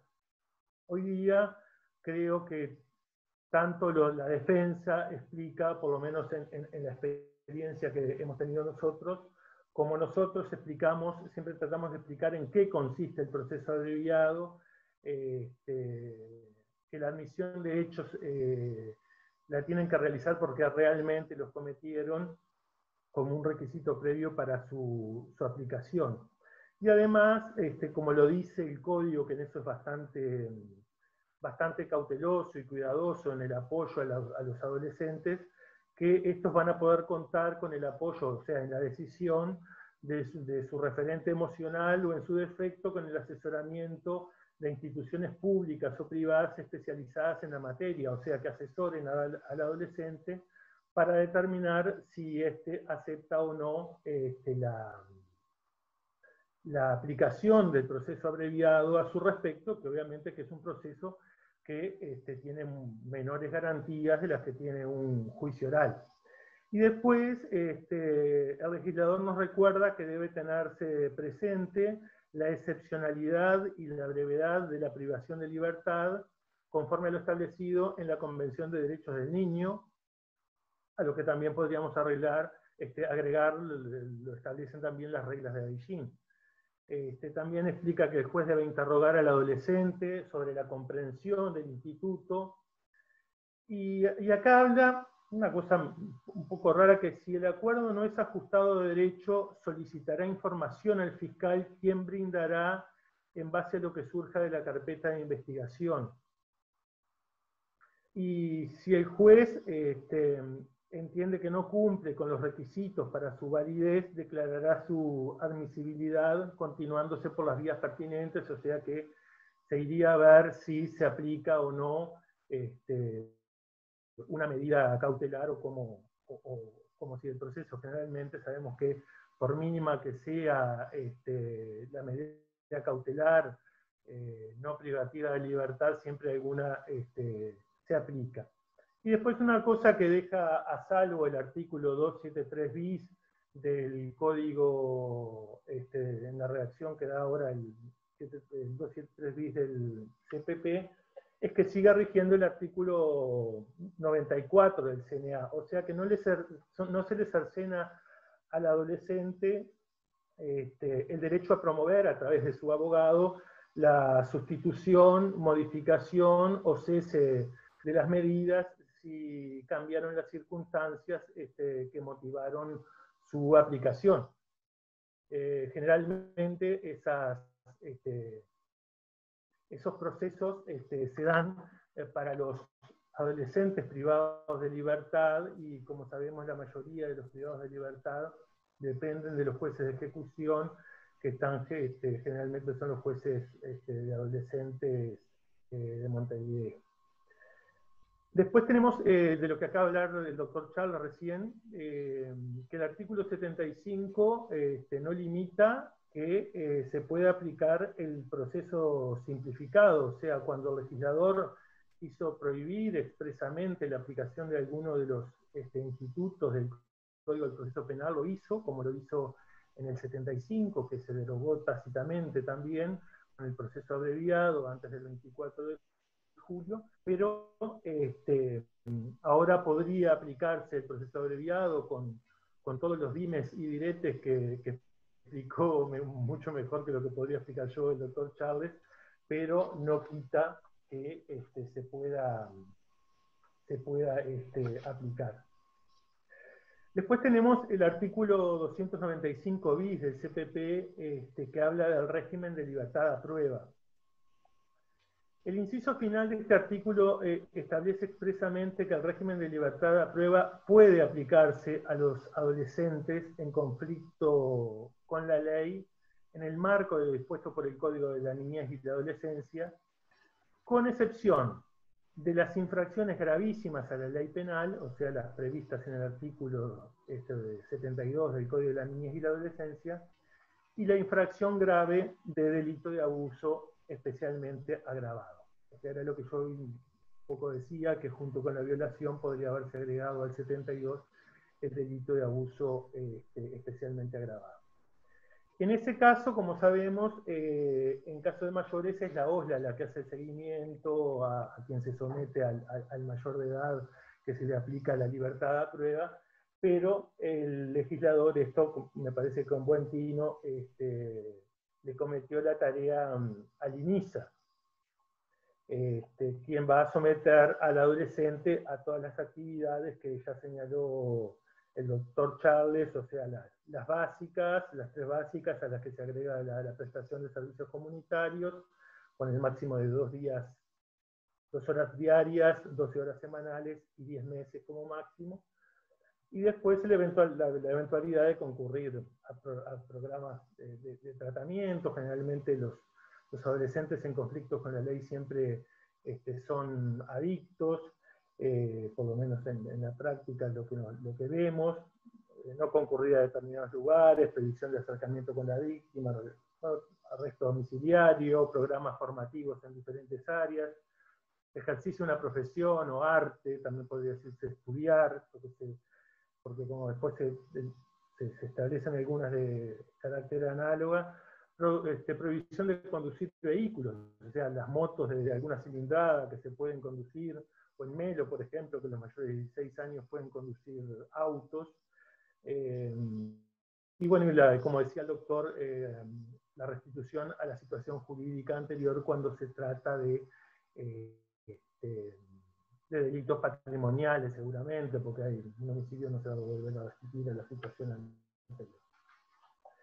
Respecto a la suspensión condicional del proceso, era un instituto que se aplicaba en casos de infracciones menores a los adolescentes con buen resultado, porque era una forma de que el adolescente cumpliera con determinadas obligaciones. Sin embargo, como le dijo el doctor, Chávez fue derogado por el artículo 33 de la Ley de Urgente Consideración. Yo en mi experiencia se aplicaba, no era que se aplicara poco, se aplicaba de hecho bastante en los delitos menores, por lo menos las fiscalías de acá de Atlántida y de Ciudad de la Costa, pero bueno, en otros casos se ve que en la mayoría de los casos, porque los tribunales tienen acceso a más, a conversar con más colegas tal vez que del interior y de Montevideo, no se aplicaría tanto.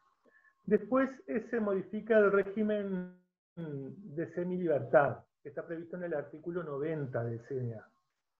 La semilibertad es que aquellos adolescentes que están privados de libertad pueden gozar de 8 horas de duración en su beneficio personal, ya sea para realizar tareas, para trabajar, por ejemplo, para visitar a su familia. Es un beneficio personal y lo controla la autoridad del lugar en donde se encuentra internado el adolescente. Este se extiende a voluntad del adolescente mientras se aplica la medida privativa de libertad, salvo que exista una suspensión temporaria o definitiva porque el adolescente no observó las reglas de comportamiento. O sea, si tenía que llegar a las 8 y siempre llegas a las 9, a las 10, y siempre hay excusas, muchas veces la Fiscalía pide, se le da vista a la Fiscalía y muchas veces la Fiscalía puede pedir que cese el régimen de semilibertad. El artículo 75 de la LUC agregó 2 incisos más. Habla de penado, como decíamos, en las cuestiones de técnica legislativa, y lo prohíbe para las infracciones a la ley penal en los siguientes delitos: violación, abuso sexual especialmente agravado, privación de libertad, rapiña, copamiento, homicidio en todas sus modalidades, porque como vieron, el CNA a veces deja fuera el homicidio simple y refiere nada más que a los homicidios con agravantes especiales, en otras veces los incluye. También se incluye a veces el 310 bis, que algunos dicen que está derogado, otros entienden que no, el legislador parece que no. Y después las lesiones graves y las lesiones gravísimas. Las lesiones gravísimas para el legislador, la infracción por lesiones gravísimas es más grave que el homicidio, es una cosa que a mí siempre me ha hecho mucho ruido.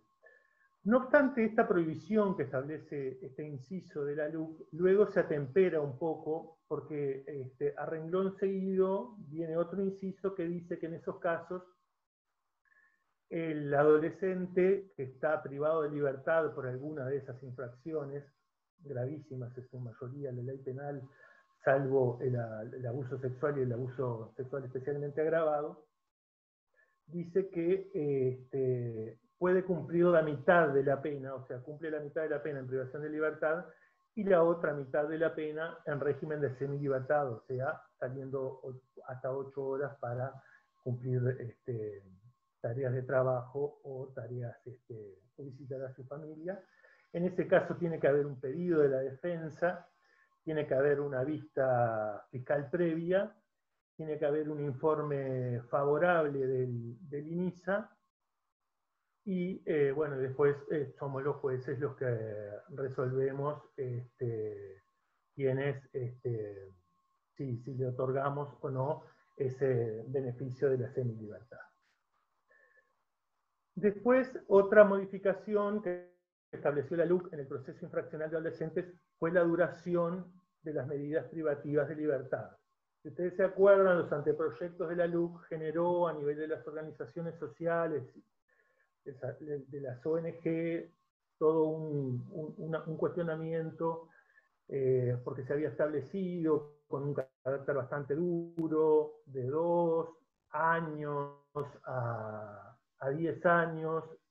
Eso se fue atemperando también, yo creo que con las idas de las diferentes delegaciones. Nosotros, en el caso nuestro, nosotros tuvimos el honor de ir junto con el doctor Álvaro Meseri y con el doctor Eduardo Cavalli a la comisión especial del Senado que trató la ley de urgente consideración, y la verdad que nos decía el doctor Reyes que nos hicieron bastante caso en el caso de adolescentes, quizás más que el que se hizo en caso de mayores, de la regulación del CPP y del Código Penal. Se mantiene el máximo de 5 años, que ya lo establecía el artículo 91, salvo para las infracciones en casos de homicidios con agravantes especiales, o sea, el 311 y el 312, violación, 272, en su nueva redacción, y abuso sexual especialmente agravado, que puede llegar a los 10 años. O sea que se puede imponer una pena, una medida socioeducativa privativa de libertad hasta de 10 años. Y bueno, y se mantiene algo que es obvio, pero igual no abunda, que los adolescentes que en cumplimiento de una medida socioeducativa privativa de libertad cumplan 18 años de edad, no van a poder estar internados en un centro de privación para personas privadas de libertad, o sea, centro para personas privadas de centro de internación para personas privadas de libertad, donde se alojan a los mayores de edad, ¿tá? Porque si bien cumple años, cumple 18, él está cumpliendo una medida socioeducativa privativa de libertad por una infracción a la ley penal y no por un delito. Ahora después voy a seguir ahora con el régimen del 116 bis, el tan mentado 116 bis de la LUC, que como decíamos se aplica a mayores de 15 años y a menores, como también dijimos se aplica a todas las infracciones gravísimas del artículo 72 del CNA, y a las infracciones graves de abuso sexual y abuso sexual especialmente agravado. La aplica el juez a solicitud del Ministerio Público, todas las medidas que dispone el 116 bis, una vez oída la defensa.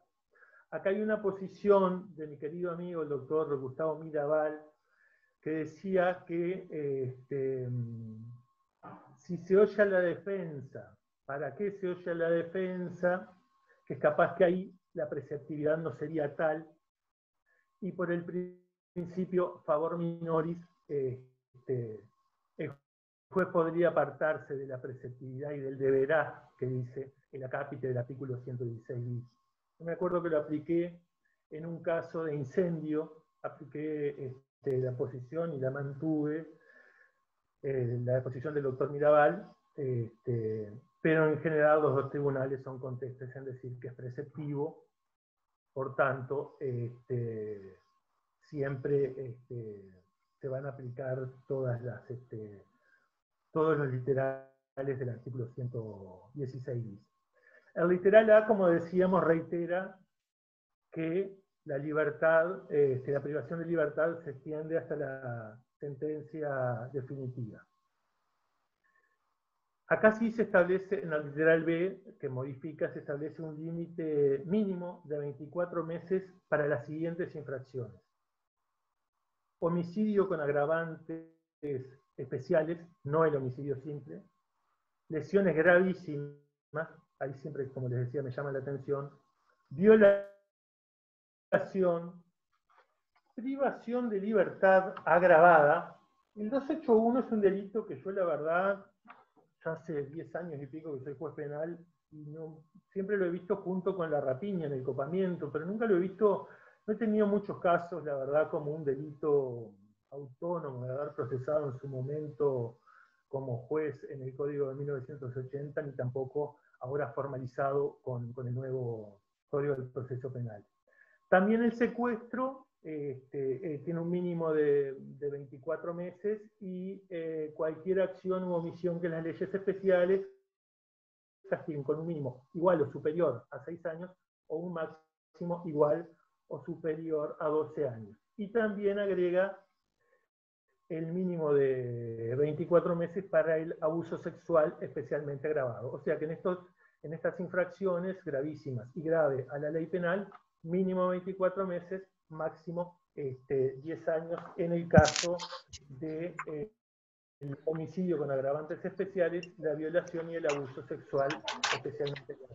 Y después el mismo literal, establece un mínimo de 12 meses para las infracciones gravísimas de rapiña, extorsión, tráfico de estupefacientes en los que hoy mencioné, en las hipótesis del artículo 31 y 32 del decreto de ley 14.294 y sus modificativas, y también en la infracción grave de abuso sexual. O sea que en esos casos vamos a tener un mínimo de 12 meses y un máximo de 5 años.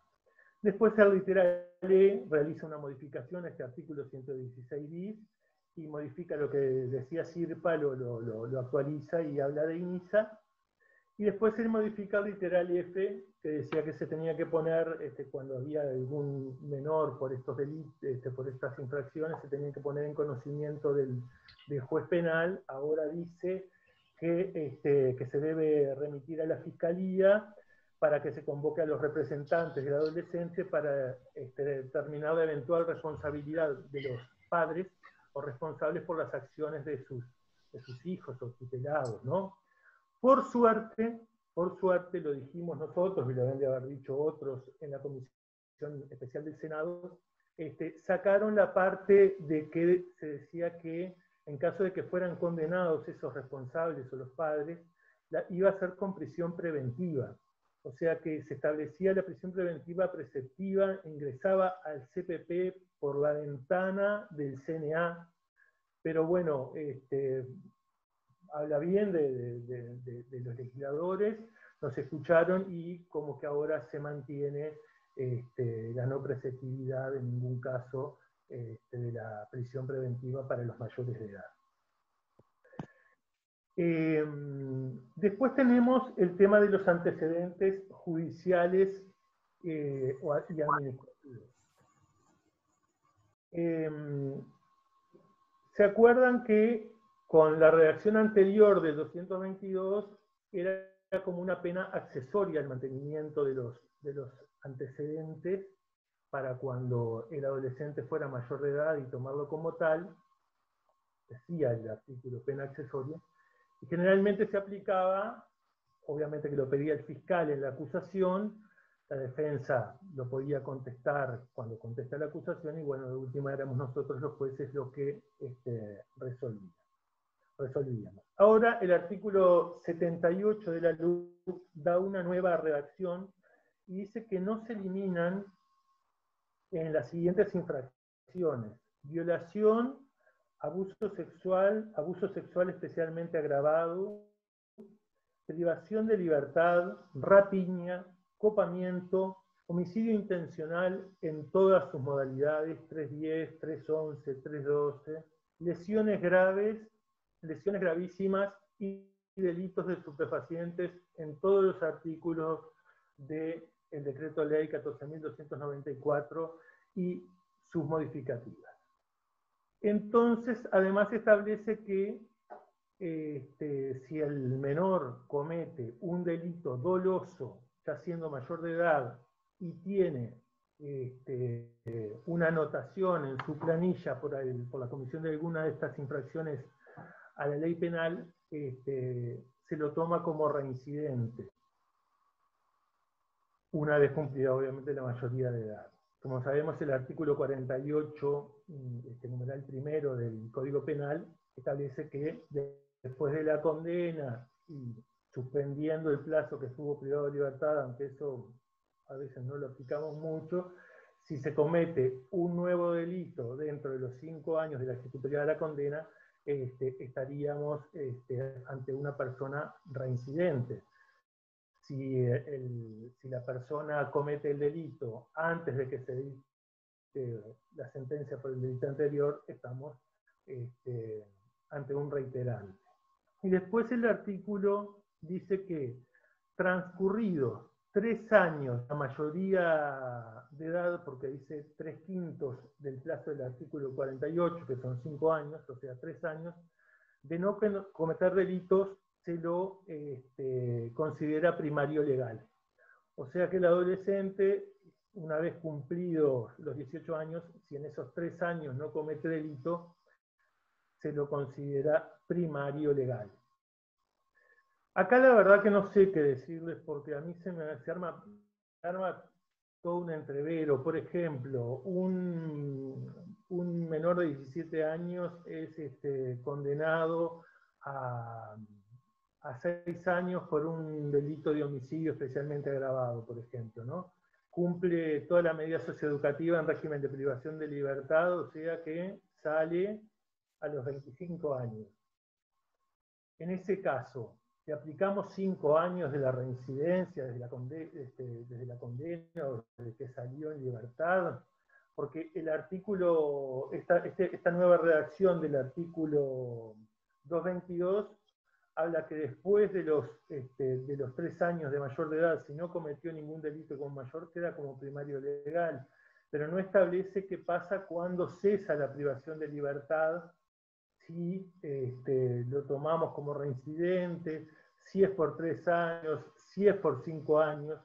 Yo creo que acá el problema radicó en lo siguiente, que el anteproyecto, que es al que siempre me refiero, el que se estudió y en el que la Cámara de Senadoras recibió a todas las delegaciones, el anteproyecto hablaba de que quedaba como primario y no decía ningún plazo, no se lo podía computar primario, no decía ningún plazo.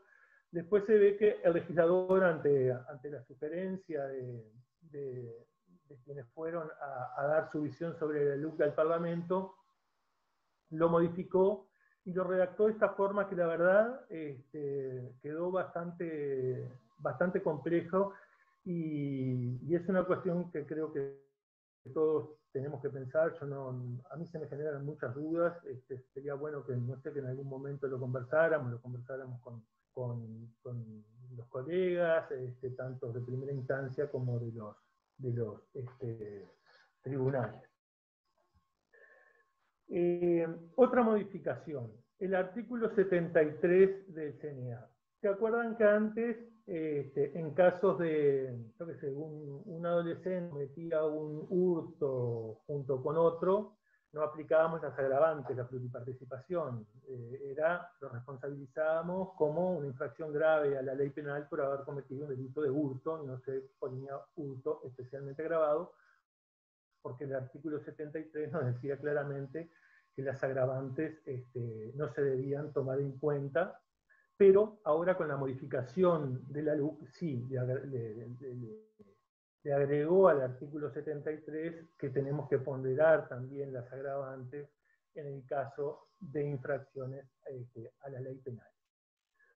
Por su parte, el artículo 103 también fue modificado en su literal C, y lo que modificó fue el régimen de prescripción de las infracciones. Antes era 1 año para las infracciones graves, la prescripción, y 2 años para las infracciones gravísimas. Ahora con la modificación tenemos 2 años para las infracciones graves y 4 años para las infracciones gravísimas. Esas son las modificaciones que estableció el CNA en el capítulo de menores, de adolescentes en conflicto con la ley.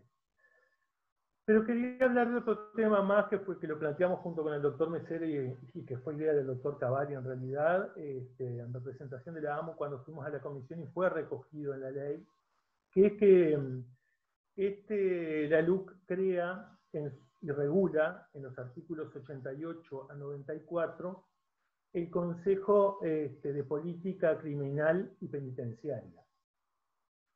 Este es un órgano asesor colegiado que está integrado por 3 representantes del Ministerio del Interior, un representante del Ministerio de Educación y Cultura, un representante de la Fiscalía General de la Nación y un representante, va a estar integrado un representante del Poder Judicial.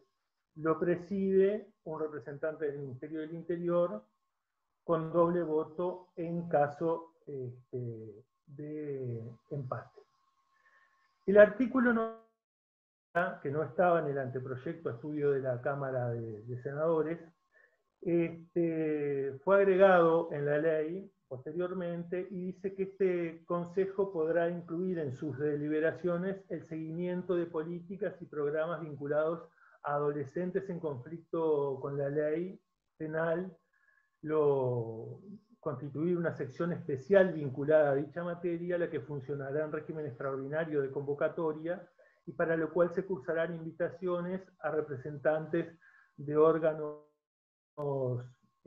oficiales y de la sociedad civil vinculados a adolescentes. O sea que el artículo 90, que refería más bien a los penados mayores de edad, y habla mucho este Consejo de Política Criminal y Penitenciaria, que va a tener mucho contacto con el comisionado parlamentario para el sistema penitenciario, vinculó a propuesta de la AMU, ya les digo una idea que fue del doctor Cavalli, este artículo 90 de la LUC, para que también se traten los temas referentes a adolescentes. El artículo 91, los invito a que lo lean ustedes después tranquilo, establece todas las competencias del Consejo. El artículo 92 dice que el Poder Ejecutivo procurará que la labor, las acciones y las recomendaciones del Consejo sean tenidas en cuenta por los demás órganos del Estado con la injerencia en la materia de que trate el Consejo, sea para políticas penitenciarias mayores, o sea para situaciones de adolescentes en conflicto por la ley. Habla de que las sesiones de ese Consejo son reservadas, que los invitados van a tener voz, pero no van a tener voto, y después en el 94 habla del quórum con la que debe sesionar ese Consejo de Política Criminal y Penitenciaria, que es cuando están la mayoría de sus miembros. Voy dejando por acá, esas más o menos son las modificaciones que estableció la LUC en cuanto a nuestro régimen del proceso infraccional de adolescentes, y le agradezco mucho a nuestra querida Asociación de Operadores de Familia, y bueno, cualquier cosa a las órdenes. Muchas gracias.